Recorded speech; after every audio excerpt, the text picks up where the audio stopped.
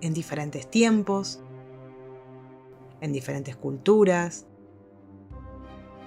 con diferentes ideas y objetivos, ocultos en la sombra, moviendo las piezas de los cambios sociales, políticos, económicos y culturales más importantes de todos los tiempos. El reclutamiento selectivo, la promesa de un conocimiento o estatus especial y el juramento de lealtad son las bases principales de cualquier sociedad secreta. Formar parte de ellas implica pertenencia y un propósito unificador. Aunque puede ser enriquecedor, también puede ser muy peligroso. Hoy, en esta nueva investigación de los nietos de Sherlock, vamos a conocer las 5 sociedades secretas más conocidas e influyentes a través de la historia. Número 5. Caballeros Templarios. Jerusalén había sido tomada por la Iglesia y cientos de fieles que viajaban a Tierra Santa eran atracados a sus alrededores. A finales de 1118, 9 caballeros franceses crearon una orden monástica para proteger a los peregrinos y llevó el nombre de la Orden de los Pobres Compañeros de Cristo del Templo de Salomón. Para ser parte de la orden había que aceptar 2 reglas: no casarse y abandonar todo tipo de riquezas, pero este estado empobrecido duraría muy poco. San Bernardo de Claraval, sobrino de uno de sus miembros y una figura destacada de la Iglesia, insistentemente le pidió el apoyo al Papa, hasta que en 1129, finalmente, en el Concilio de Troyes, se probó oficialmente la Orden del Templo. Esto les permitió recibir fuertes ingresos en donaciones y tierras. A sus filas se sumaron los hijos de familias nobles. En 1139, otro beneficio importante concedido por el Papa fue el ser eximidos de las leyes locales, lo que les permitía pasar por todas las fronteras y no estar obligados a pagar ningún impuesto. La única autoridad por encima de ellos era el Papa. Así, sus filas crecieron rápidamente y fueron la fuerza clave en las cruzadas. En 1150 comenzaron a generar lo que hoy llamamos cheque, y consistía en que si un peregrino viajaba a Tierra Santa, podía depositar dinero en algún puesto templario de Europa y estos le entregaban un documento con símbolos que solo otro templario conocía, y llegado a Jerusalén podrían retirar su dinero sin correr peligro de robos en el camino. Por eso recibían una comisión a cambio del servicio. Durante 200 años invirtieron en varios negocios, compraron tierras, viñedos, construyeron iglesias y castillos. También participaron de la importación y la exportación, ya que tenían su propia flota de barcos y no debían pagar impuestos. Luego de perder Tierra Santa contra los musulmanes, el objetivo de los templarios comenzó a volverse difuso.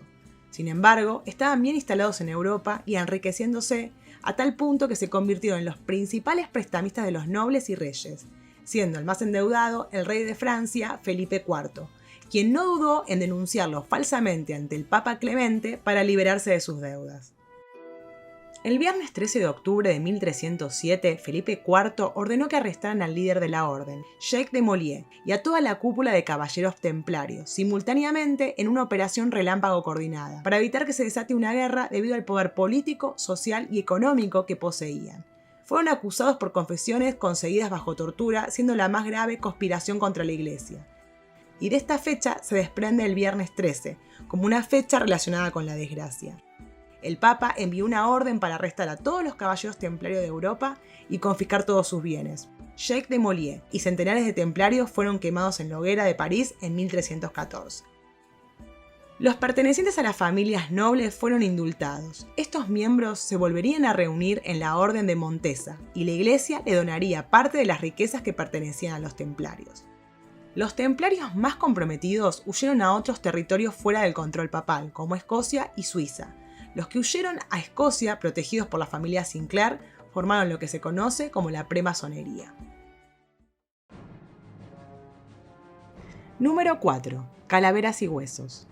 Tras la independencia norteamericana, la Universidad de Yale profundizó su lugar en la creación de la nueva casta política que dominaría la economía del país. Si bien no era la más importante, varios ricos esclavistas y terratenientes apoyaron económicamente al establecimiento, lo que fortaleció e impulsó a que tomara un lugar entre los colegios más ilustres de la nación.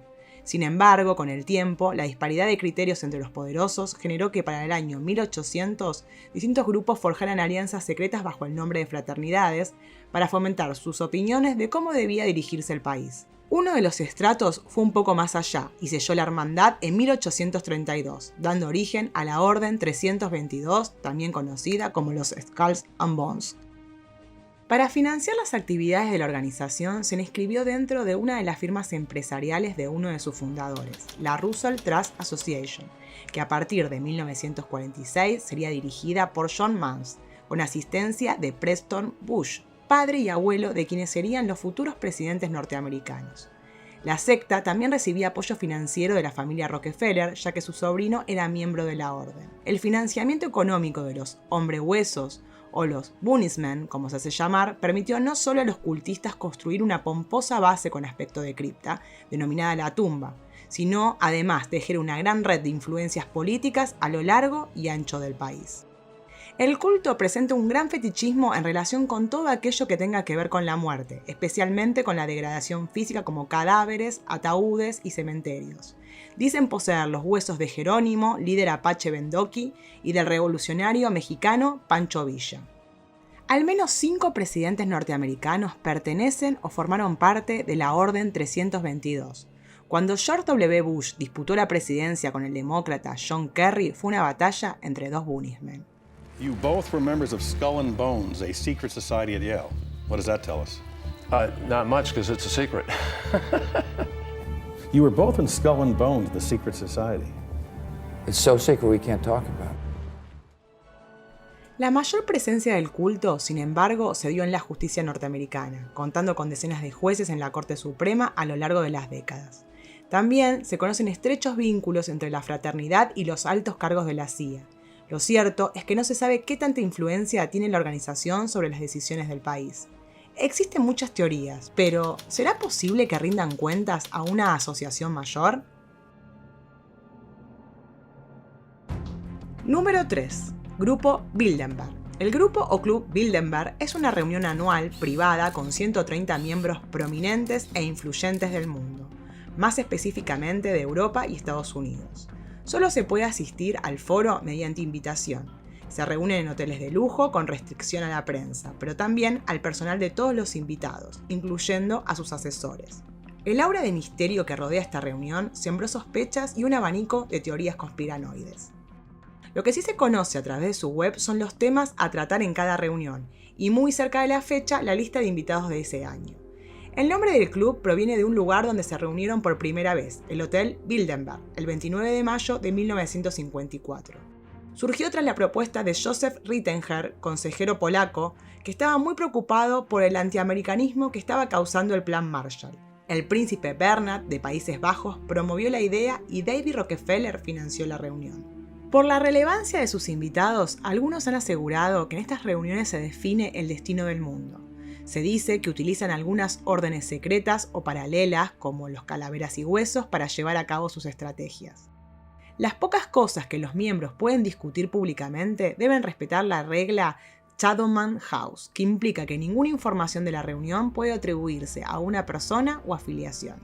Los conservadores sugieren que el grupo tiene la intención de dominar el mundo, imponiendo un gobierno único y una especie de economía socialista. Los liberales, por su parte, temen una reducción de la regulación y un capitalismo de libre mercado desenfrenado.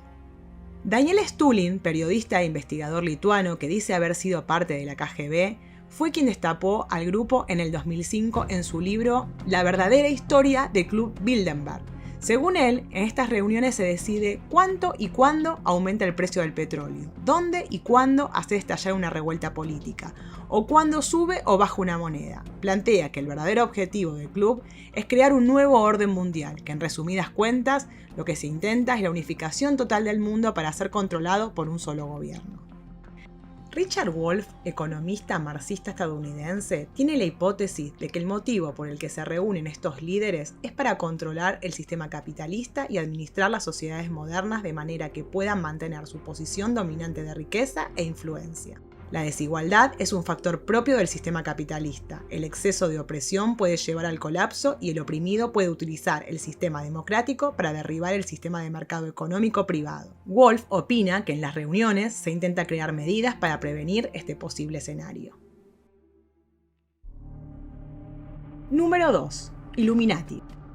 La Orden de los Iluminados de Baviera, o mejor conocida como Illuminati, nace durante el periodo de Ilustración de 1776. Algunos afirman que luego de la proscripción se escondieron tras las sombras e influyeron en la formación del mundo como lo conocemos hoy. relacionado con la Revolución Francesa, la independencia de toda América y la caída de la Iglesia Católica. El fundador, Adam Weishaupt, fue educado entre jesuitas y tenía conocimiento de otras sociedades secretas. Su interés era tener miembros en todos los países, pero principalmente miembros de la alta sociedad. El objetivo era socavar el poder dominante para poder tomar el poder para sí mismo. Weishaupt escribe: "El despotismo será el medio para lograr la libertad humana". Todo lo verdaderamente antiguo de los Illuminati era de espíritu destructivo y su método importado de los misterios orientales. Esta pretensión de poseer un secreto tan antiguo de sabiduría serviría como artimaña para que sus miembros lo siguieran. Los Illuminatis eran presentados como nobles idealistas que luchaban por el bienestar de la raza humana y se la ingeniaron para parecer admirables. Utilizaron símbolos de elementos orientales, pero no con un fin esotérico, sino a nivel organizativo, ya que su motivación no era lo místico, sino lo político. Más adelante, esto lo cambiaría para infiltrarse en la masonería. Weishaupt lo consiguió un año más tarde de creada la orden. En 1785, un rayo cayó sobre un mensajero de la orden que trasladaba documentos secretos a Francia.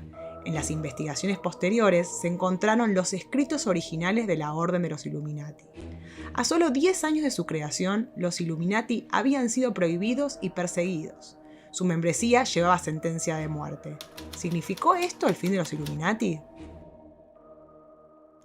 Adam Weishaupt, antes de huir, logró realizar un gran golpe. Logró comunicarse con figuras importantes de Estados Unidos, específicamente con Benjamin Franklin, donde solicitaba permiso para crear una colonia. Si bien no se sabe la respuesta de esta carta, se especula que quizás los Illuminati se trasladaron al Nuevo Mundo. Algunas de las pistas que se desprenden surgen del billete de los Estados Unidos creado en 1792.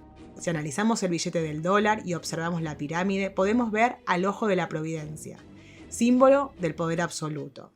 También se encuentra en números romanos 1776, año que fueron fundados los Illuminati.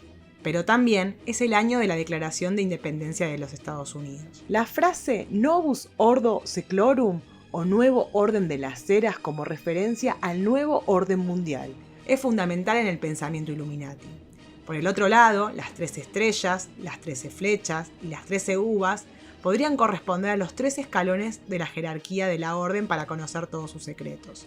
Pero lo más sorprendente es el búho diminuto escondido que representa la sabiduría y uno de los principales símbolos de los Illuminati. Algunos piensan que pudo haber mutado a una sociedad secreta diferente para no ser encontrados. Si siguen o no funcionando hasta el día de hoy se desconoce, más allá de las teorías conspirativas. Lo que sí se sabe es que se basó en engaños, en símbolos robados y en fines destructivos. Número 1. Masones. Los masones remontan sus raíces a la Gran Bretaña medieval, al gremio de constructores y albañiles, en inglés stonemasons. En esa época eran común los gremios, existía también los de orfebre, los comerciantes, los pescadores, entre otros. El objetivo era compartir el conocimiento sobre el trabajo y socializar. Cada miembro debía representar su logia y contribuir a su mantenimiento. Con el paso del tiempo, los gremios comenzaron a decaer, pero de los albañiles sobrevivió. Se cree que el grupo comenzó a aceptar personas ajenas a la profesión que ayudaban a financiarlo. La Gran Logia de Londres se fundó en 1717 y se fueron expandiendo por todo el Imperio Británico. Para ese entonces, la mayoría de sus miembros eran aristócratas. Los francmasones, como llegaron a ser conocidos, hacían reuniones para que los ricos generen vínculos y negocios. Si bien existían otros grupos de élite de caballeros, los objetivos eran distintos.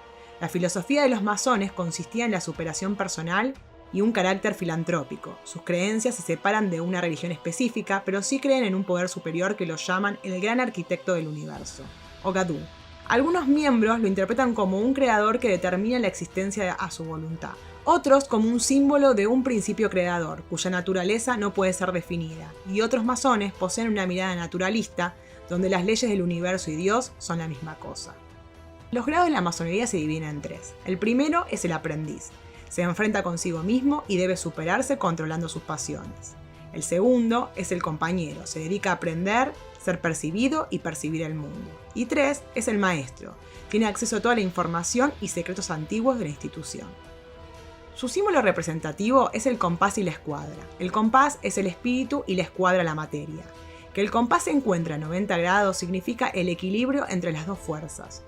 Existen dos tipos de secretos. El primero relacionado con lo esotérico, el conocimiento y el reconocimiento de los otros miembros para ocupar un lugar entre ellos. El otro secreto es el ritual. Trata sobre la evolución y el desarrollo personal. Cada miembro adquiere el conocimiento de sí mismo conforme aprende, por eso no se puede transmitir.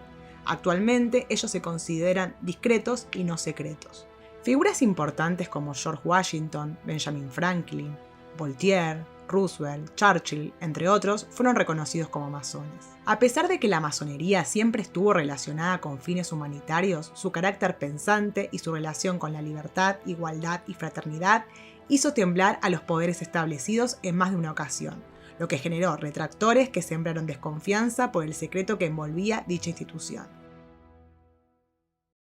¿Crees que el objetivo de las sociedades secretas es consolidar y mantener el poder de sus miembros? ¿Conoces otras sociedades secretas? Si te gustaría que desarrolláramos alguna sociedad en especial, déjanos tu comentario y te agradecemos que te suscribas y actives la campanita para acompañarnos en una nueva investigación de los nietos de Sherlock. Hasta la próxima.